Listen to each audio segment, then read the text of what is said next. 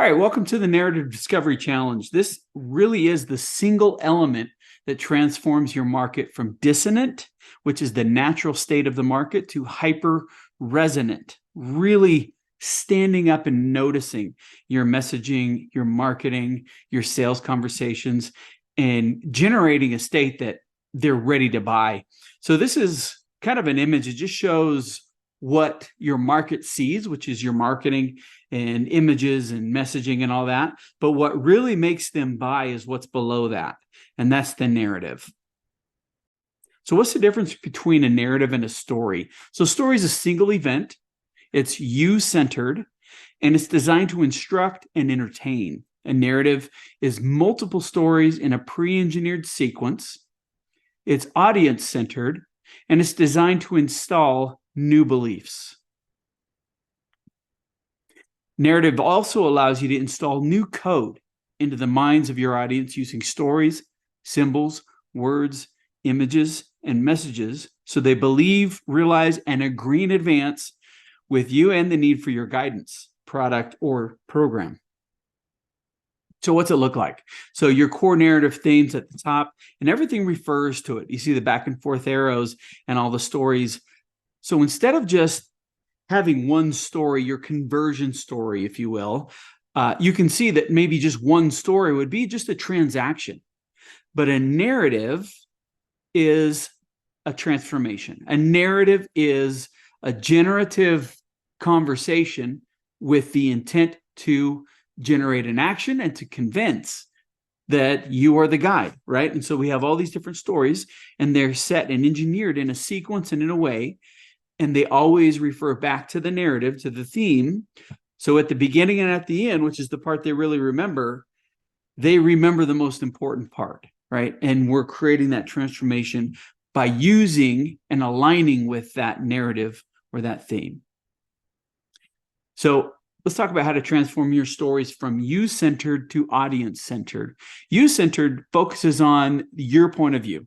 The aim is to one-up. Usually, we're familiar with the one-uppers, storytellers, right? Or just trying to relate sometimes, innocent enough. The impact, though, is just a one-off. It's transactional. Audience-centered, on the other hand, it intimately understands their point of view. The aim is to reframe their point of view, and the impact, as I said, is transformational. Big difference. So again, this is that same diagram, but what we're doing is we're installing that new code. And that new code is a new set of beliefs sequenced in this manner. As you look underneath the story, it says, number one, the story is going to acknowledge the problem. Whatever that problem is, their current state, we want to acknowledge it, we want to speak to it, and we want to help them understand that we get where they're at. The next step is they need to understand and agree that there's a need for change. Usually they're already at that point, right? That's part of the problem. But now at this point, with this story or this element, this sequence, this stage, they agree that there is a need for a change, right? And then that next one is that they trust you as the author and the advisor. And that next step is they trust themselves and the solution that you might present them with. And then the last one is they commit to the action. So if we were looking at this as like a chain of beliefs, each one of these would be a link in the chain and a step sequentially getting them from problem to action. And we're going to go through why we're going to talk about vulnerabilities and values and how those relate to this, and how we can use those to generate trust in the way. And that's going to be the way is with you now, that they take action with you now. So let's talk about a case study real quick. This is a case study about the oldest standing guerrilla force back in 2010, the FARC. It was a guerrilla force in the jungles of Colombia, and they were terrorists. They were involved in all the manners of trafficking, humans, drugs, guns, You name it, they were doing it, and they'd been doing it for a long time. Nearly brought the country of Colombia to the status of a failed state, or just becoming completely unsustainable. So the case study is about demobilizing. Colombia said, we need to demobilize the FARC, the oldest standing guerrilla army. So in 2010, Mullen Lowe Group was a civilian marketing agency. They tried to demobilize this force in the jungles of Colombia. As you can imagine, they're wearing fatigues in the jungle, hard to access. Like, what do? You can't just do Google ads or Facebook ads, right? So they're hard to access, hard to get access to, and if they leave, they would get killed. So a unique challenge. But we're going to talk about the values, vulnerabilities, and events that they used to actually get this done. So when they started to demobilize a few of them. A few of them had already come home, and so they interviewed some of these demobilized guerrillas, and they found out a few things. So they did some discovery and found out some of these values and vulnerabilities. The vulnerability was that the guerrillas felt as trapped as the hostages that they were capturing. And that was a big aha moment. And then they also noticed that during Christmas was a vulnerable time for the guerrillas. They lost a lot of lower echelon fighters during that time. And it's because the country, the overall theme, well, you could say the social narrative there, or the religious narrative, is Christian. It's very family oriented. It's being home for the holidays and family unity. Home and family, that would be their value. And then again, the vulnerability with an event attached was that during Christmas, they really felt homesick and wanted to get free and alleviate that feeling of being trapped. And so Christmas, that was the event. And so gathering these components, they were able to develop a narrative, a strategy, and build some operations to start to get going on their way to demobilizing the FARC. So this was the first one, called Operation Christmas. So in the beginning, they started to use radio spots, and they use actors to do the ads. And these actors came across as insincere and just out of the know. You know, when you've heard an ad, or when you've heard when you've read an advertisement, where you just know that the one doing the ad, that whoever's doing the ad, they're out of touch, right? They don't get it. They don't get you. And so it falls on deaf ears. It just becomes part of that dissonance. And so they started with actors, and then they go, this isn't working. So they actually got some real defected or demobilized guerrillas, disguised their voices, and had them do the ads saying, you know, I was there, I decided to leave, you can leave too, type thing. And they just disguised their voices, and this actually worked. They started to see a little bit an uptick in the demobilizations. But they thought they could do more. And so they discovered that there's these strategic pathways in the jungles where they walk as they're walking through the jungle doing their weapons trafficking and all that. So they found several 75-foot like large trees along these paths, and they wrapped Christmas lights around them. And then they put a motion sensor light with a sign that would light up every time somebody walked by. You can imagine how startling that would be. But it would go off when they walked by, and it said, demobilize. At Christmas, anything can happen. And this was amazing. Like this actually started to demobilize, and 331 guerrillas demobilized because of this Operation Christmas. But then they did a little bit more discovery and started to survey some more of the demobilized fighters. And what they found was the jungle wasn't the real highway where they traveled. The rivers were the highways of the jungle. And so they went to the rivers and dropped, as you can see there, all those little lights in the dark there. They dropped little plastic balls with trinkets and notes in the rivers with little lights in them.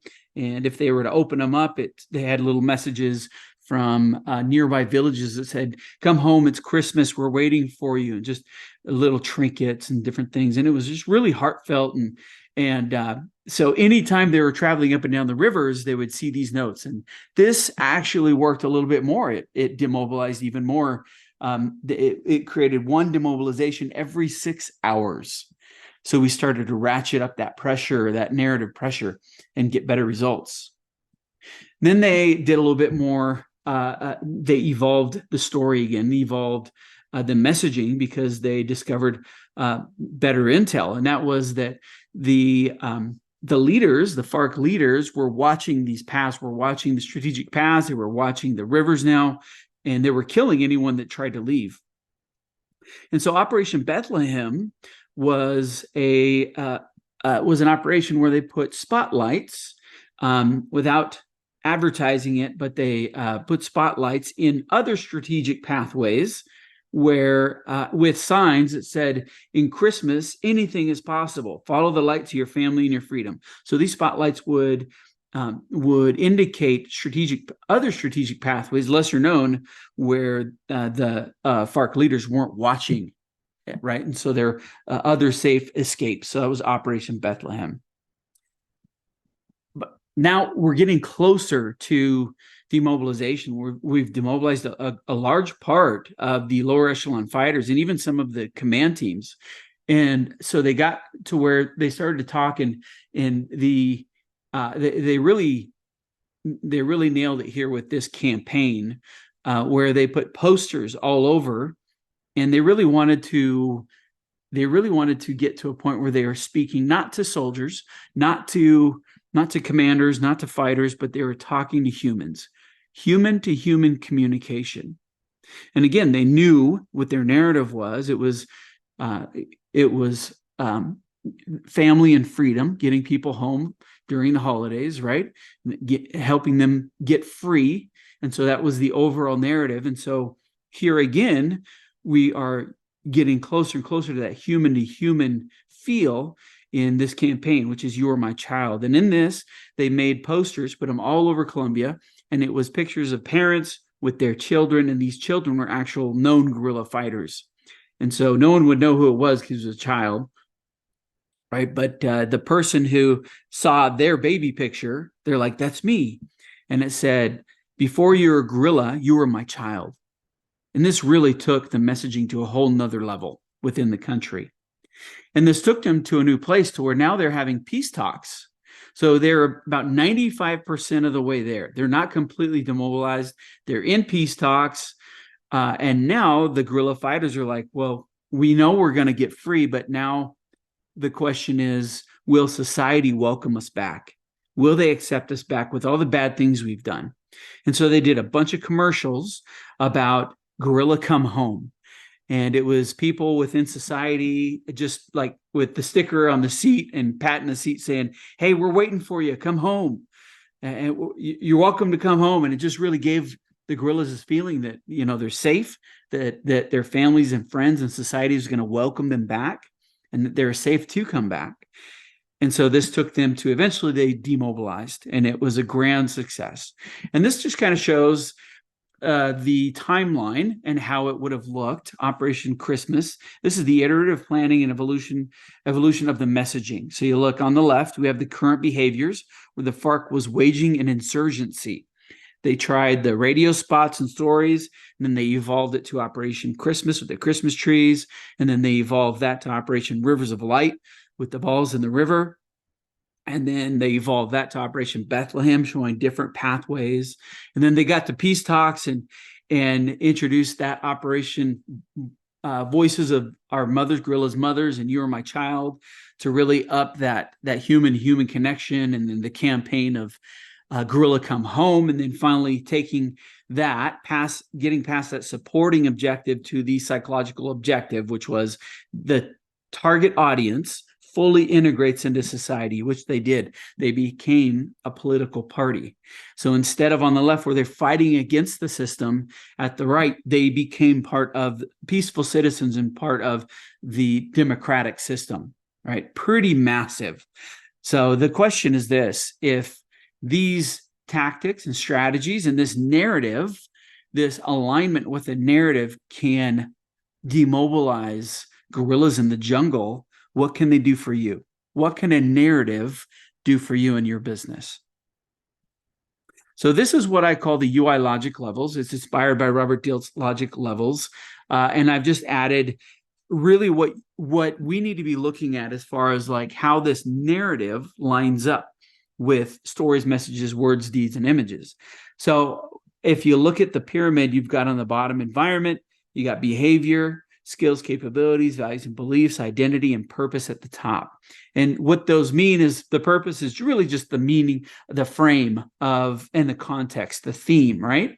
The identity is the who, values and beliefs, the why, skills and capabilities is the what, behavior is the how, and environment is the where, the context. And then the way that aligns with the development of your messaging is first coming up and identifying the narrative. And then from that narrative, coming up with the stories that confirm and reaffirm that narrative. And then the messages that come out of those stories. And then the words, meaning like with word skills and capabilities, like what they need to do. And then the deeds, the actual doing, and then the images, like what images can you show that really have that effect and show and align, and everything aligns again with that narrative. And I'm sure what you can see here is if you don't have that narrative, a story is just a story, and you can have 50 different stories and they all end up in a different place. They don't align with anything. So by having that narrative, you're able to align everything with that overarching theme and core concept, if you will. So in the Operation Christmas, we've got some quotes to the right. What that would look like is on the bottom, we are using Christmas trees in the jungle to start to communicate what we want them to do. Demobilize, come home for Christmas. And then the behavior, up from that, the deeds is follow the spotlight to your freedom. And then the words, we're really using, expanding their capacities, right? At Christmas, you may think you're trapped, but actually at Christmas, anything is possible. And this being a Christian country by far, they believe in miracles and prayer. And so using those types of words and concepts really resonated with them. So at Christmas, you're not trapped. Anything is possible. Come home. And then above that is the values and beliefs. They feel trapped. Say, it's really first person. I feel trapped. I want to be home for Christmas. Right. And then above that is that identity of before I was a gorilla, I was a child. That is who I am. I'm not, this doesn't define me. And then above that, the real frame, return home to your family and freedom. In other words, the frame is family unity, love and freedom. Like how does that tug at one's heartstrings? Every human needs love, right? And so we can see the powers up at the top there, and it aligns, it lines everything else up so beautifully. So you can see here, this is just another view. If you have that narrative theme, which is returning home, this is kind of your overarching theme or argument. Returning home leads to personal freedom and family unity for the gorilla. The shared value is Christmas. The immediate vulnerability, their current situation was they felt as imprisoned as their hostages. So our argument is returning home is going to lead you to personal freedom and family unity. And part of that was coming and becoming a law-abiding citizen, right? And if we were building some sort of belief and kind of messaging sequence, you can see there at Operation Christmas, Operation Rivers Light in Bethlehem, you would use you would target a belief, use a story that aligned with that belief, pull a lesson from that, and then create some sort of open loop. Or tomorrow we're going to talk about such and such. And that's how you would use that along the way. We'll get more into how to build that, though. David Ogilvy, famous advertiser, said, unless your campaign has a big idea, big narrative or theme, it will pass like a ship in the night. So let's talk about why discovering your narrative is so powerful. If your audience resonates with and accepts a narrative theme, the logical conclusion is to hire you as their trusted guide. That's powerful. The primary goal of any story or piece of content is to keep your audience engaged while instilling and installing the new beliefs. Acknowledge the problem. These are the beliefs we covered before, right? Number 1 is acknowledge the problem. Number 2, need for change. 3 is trust you as the advisor, right? 4 is trust the solution. And 5 is a commitment to action. Those would be those belief chains that we would want to move them along with and use stories to do that. When reading, watching, listening to a presentation that you as a business owner give, the audience remembers the beginning and the end. I mentioned this before. And the narrative theme is the core focus of both those sides. So it ties and is reaffirmed and repeated throughout. And then the audience will remember best what is, again, repeated the most in structuring your marketing in the manner described. The narrative theme is repeated throughout. And then each story logically supports the narrative theme throughout and creates an airtight case for the acceptance of your narrative theme and your call to action. Again, David Ogilvy, just to kind of hit this point home, if you have a truly big idea, we'll just say if you have a narrative, the wrong technique won't kill it. And if you don't have a narrative, the right technique won't help you. You got to have that narrative. So what's it look like? Again, it's your narrative with the stories and the sequential beliefs being reaffirmed throughout. And then the characteristics are, you want to present something new with this narrative. It's got to be unique and original, audience-centered, again, not the teller-centered, not you-centered, but audience-centered or them-centered. It's got to seem like a bold breakthrough. It has to have a built-in benefit. Like if I follow freedom and family unity, there's a built-in benefit there that I'm not going to be trapped in the jungle anymore, right? It's got to be supported by proof. Easy to explain. If you can't explain it simply, then you don't have it yet. It's not going to resonate with your audience. And then it has to absolve them of their previous failures. Like, come home, we're waiting for you. Just the idea of being free and family unity, like Operation Christmas, it absolves them of their previous failures and their previous deeds or misdeeds, right? And then it's a better, faster, cheaper, and more certain, and then supports your unique selling promise. We'll get into that. So where do you start? Your unique selling promise, some call it unique selling proposition, but we'll just say unique selling promise, plus your audience's beliefs, plus your story. We combine these, and the narrative supports all of these. They refer back to the narrative. So we'll start with the unique selling promise. Okay, and so that is actually, we'll say, okay, second step here. Let's start with the unique selling promise. We're going to first clarify this promise by starting with all your kind of sub-promises. We're going to list out all the features of your program or of your product, like the technical specs of the product. We're going to translate that into benefits. In other words, we're going to ask, what do those features do for the buyer? Well, this is this is one of the, for example, this is one of the features of my product is, for example, being able to generate targeted messaging. And then the benefit would be so that my audience or your audience listens and buys, right? And then we're going to translate that into promises. How you promise to deliver. So in other words, so we know the benefit, the spec is targeted messaging so that your clients buy. And the promise is, I will help you do this in a unique way that has been battle tested in the jungles of Colombia. That's a big promise.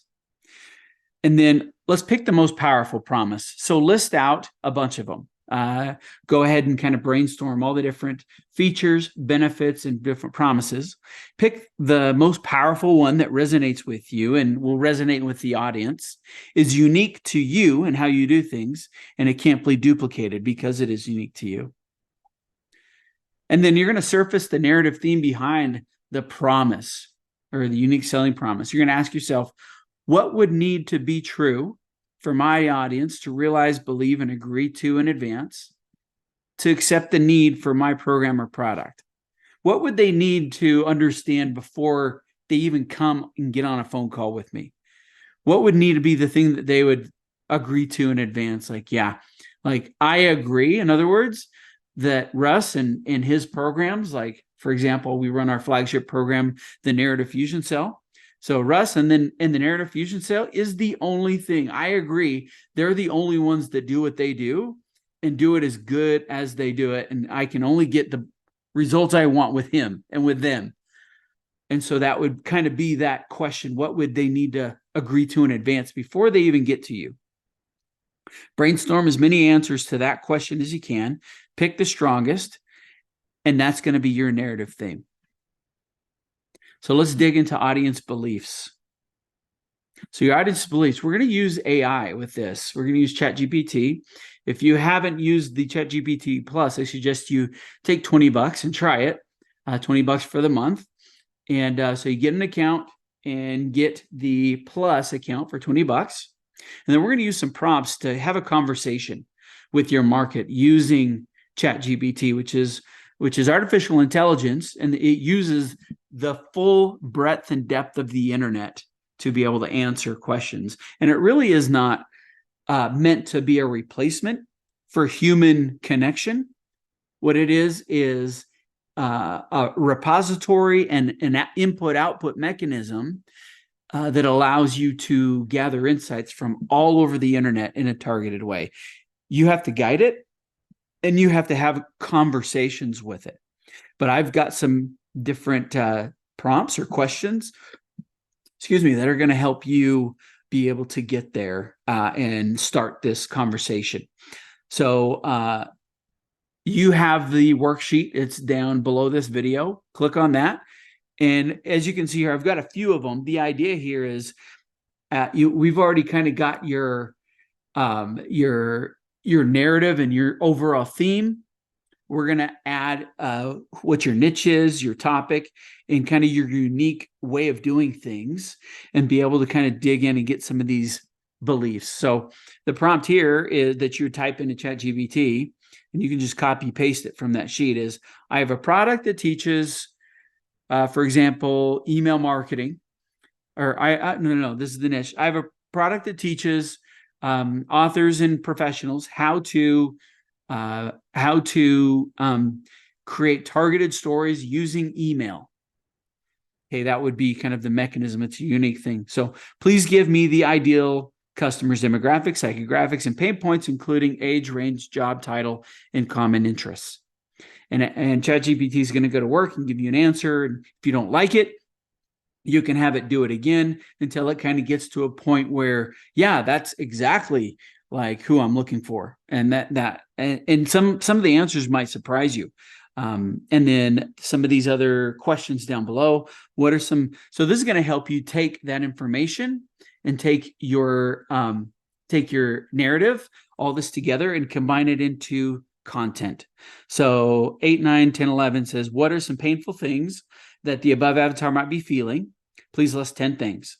So it's going to say, I'm not that person. I can't feel as a person, but here are some typical things that type of person might be feeling.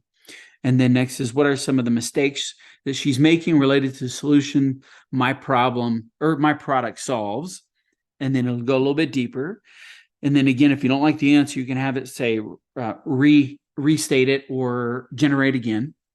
And then, what is she doing to try to solve her biggest problems? In other words, some of the things that your perfect ideal client, some of the things they're actually doing to solve their problem is probably making it worse. And so we want to uncover what those things are. And then, what should she be doing instead? What are some best practices that your client should be doing? And then we can tie that into an offer. Okay. So we want to add narrative theme to audience beliefs. Again, the narrative theme is the promise and your unique selling promise. That's the arc. You want to list your biggest. So this is, we're getting to the story part. List your biggest aha moments that correlate with the ChatGPT beliefs you generated. So your stories that relate with the beliefs. In other words, if you were to say, yeah, I get a lot of people I've met feel that way. And you can use the feel, felt, found methodology of, I know how you feel. I felt that way before. Let me tell you a story about what I found. And you can tell a relevant story that goes with those beliefs. So now you're not just telling a you-centered story, you're telling a customer-centered or an audience-centered story. And then you can apply this to ads, email sequences, organic posts, video sales letters, etc. It would look like this. So this is this was, and no politics here, but this was kind of a strand of messaging that was used during the Trump and Clinton era there. I think it was 2016, right? So the early ad, these are Google ads. The early Google ad controlled the first impression. So it threw out that kind of like first impression message of Hillary voted for the Iraq war, Donald Trump opposed it. So that's the first ad they would have seen in that first message. The next one would have been, and these are different search queries, right? Getting closer and closer to like the further down the funnel of who these searchers are. Are they looking for just common or general information, or are they looking for specifics on somebody they want to vote for? And so on the outside, we were controlling that first impression. The next ad is really going negative on the opposing person's position and exposes some scandals maybe. And then the next one would be to drive traffic specifically to the relevant issue pages for the person that they, maybe it was a fence sitter that they wanted this person to say, oh yeah, I don't want to vote for Hillary, I want to vote for Trump or whatever. And so they would have used ads in the sequential manner that all went back to, in this case, it was Trump's the best guy for the job, right? So that's what they were trying to, that was overall narrative. And these are the sequential messages that they used to get there and to align with that narrative. So here's how you would use it in email sequences. This is actually a client of mine. We built out these emails, and it uses the same strategy. The overarching arc was this client's program and his coaching and his team were the best ones, right? You can see that in that final belief number 5 at the bottom. And usually what you do is you start from the end and work backwards. So if the end belief is so-and-so is the only way that I can parent a young athlete. This is a sports psychology professional coaching young athletes. So such and such, Joe Blow and his program is the only way that I, the parent of a young athlete, can turn struggle into confidence. So my athlete can have fun playing the game without fear, failure, shame, and we no longer feel powerless and alone. That's kind of a belief we want to install. And so we work backwards from that. And we do emails with stories that reaffirm and install that belief. And then the next one up, belief 4 with email 5. So belief 4 is having a special, so this is a unique, this is going to go more towards pointing back to a specific mechanism of trusting the process and the way. So having a specialist that knows youth athletes and has a way to help us parent and help them perform in sports, school, and life is what I need. And then the email reaffirms that. So each one of these is a belief with a corresponding email. You can see the subject line, and then that would have the story, the lesson, and the loop, right? And so each one of these does that and gets them to, and then when we deliver it, when we build it, it's in reverse order. And then when we deliver it, obviously we start from belief 1, email 2. And then we do this same kind of thing using narrative in our video sales letters. So this would be kind of that first slide. The audience who it's for, really the narrative theme, the big promise, the unique method. This would acknowledge the problem. And then we'd go through and give supporting promises, which would install kind of a need for change. And then we'd do kind of a background and experience of the author or the teller, which we're going to increase the trust of who's delivering it. And then we'll give the new trusted solution and the commitment to action. So again, we're going back to the narrative theme, stories that reaffirm it, repeat it, and take people along in a sequential manner from current situation to desired situation. And in the end, congratulations. Having your narrative will allow you to, and this is, my background is in psychological operations, and we use maps like this to be able to map out the lay of the land, if you will, from informational efforts to influence efforts and the whole spectrum of what we would do. So, for example, on the very left, we would be just informing the populace, like public affairs, public service announcements. And then next to that would be informing to educate people. And you would look at this and really like use this as a map to understand how you use narrative to connect all of these different tools, media outlets, tactics, and strategies to increase the psychological pressure to act and to accept your messaging. Okay.